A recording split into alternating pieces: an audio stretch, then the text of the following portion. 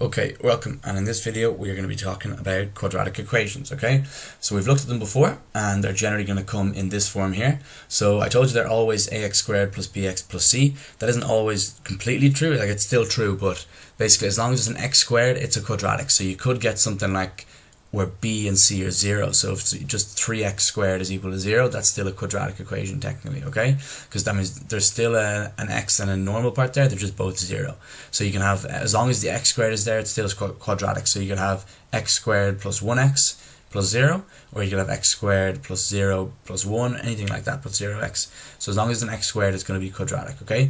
So the main thing we want to talk about is that quadratics, if we have a plus before the x squared, okay, we're going to have a U-shaped quadratic, yeah? So a quadratic is always going to be a curve like that, but if it's a plus before the x squared, you're going to have a U. So then again, I'll get rid of those. If we have a minus before the x squared, you're going to have the opposite, and it's going to be an N shape, like that, okay? So they're the main 2 points we want to know. If you see anything with the U, or anything with the plus or minus for the x squared, you should know exactly what kind of quadratic it is, okay? So before this, when we were talking about quadratics, we were looking at factorizing them. So we got as far as this. So that's as far as we went, but you can go another step further. So one of the main rules in maths is that if you multiply one thing by another thing and the result is 0, one of the two numbers has to be 0, because you can't think of any other two numbers. If you multiply 1 and minus 1, you're just going to get minus 1. You won't. It's not like adding them where you get 0. There's no other numbers that if you multiply them by each other, the result will be 0. So one of these has to be 0. So what we write then is we say x minus 7 is equal to 0, or x plus 10 is equal to 0. And I'm sure you've seen this before, and that means that x has to be equal to 7,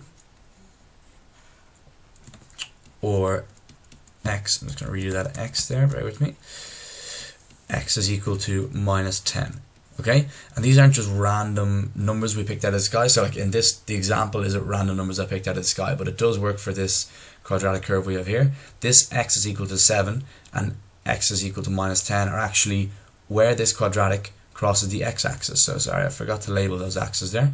So this is the x-axis and this is the y-axis. So those numbers there, x is equal to 7 and x is equal to minus 10, are where our quadratic crosses the x-axis. So we're going to use green. So this is going to be minus 10 because it's on the negative side of the x-axis.